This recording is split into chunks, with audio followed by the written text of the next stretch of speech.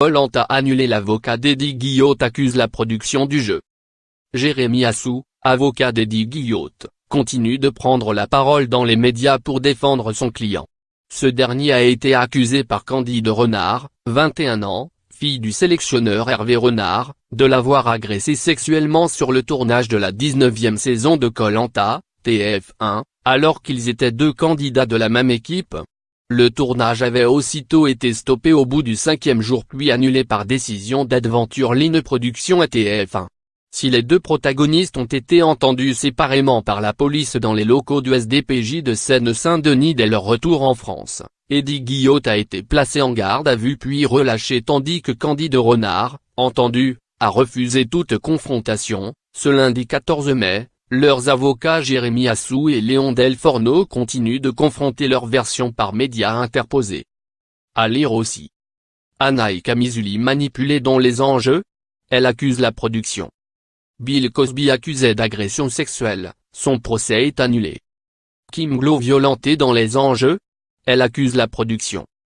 Mercredi 16 mai, invité sur Europe 1, Jérémy Assou a une nouvelle fois affirmé que d'autres participants à ce Koh-Lanta annulé avaient confirmé la version de son client, à savoir qu'il n'avait jamais tenté d'agresser sexuellement Candide Renard. Aucun des témoins n'a mis en cause Eddie. Ils sont en train d'être entendus par la police et ont été entendus par la production, a-t-il assuré avec force face à Philippe Vandel. Et l'avocat de s'en prendre directement à la production de Koh-Lanta, la production a accompagné Candide lors du dépôt de sa plainte. Pourquoi la production n'a-t-elle pas précisé qu'il y avait 5 personnes qui mettaient Eddie hors de cause? Moi j'en veux beaucoup à la production, c'est la production, le principal responsable, la décision d'arrêter le tournage est totalement irresponsable, prise dans la précipitation et infondée. C'est totalement disproportionné, ça donne une puissance, ça confère une véracité extrêmement forte aux accusations. Il pouvait parfaitement sortir les deux participants. Maintenant, à partir du moment où une fille accusera un garçon d'avoir tenté de l'embrasser alors qu'elle n'était pas d'accord, on arrêtera le tournage. La production se rend compte qu'ils ont fait une énorme erreur et donc ils judiciarisent au maximum l'affaire. C'est eux qui communiquent et qui donnent des informations totalement erronées. De son côté, selon nos confrères de RMC, Candide Renard aurait établi dans sa déposition qu'Eddie Guillotte avait l'habitude de s'allonger entre les filles pour les réchauffer, les candidats dormant tous ensemble à même le sol.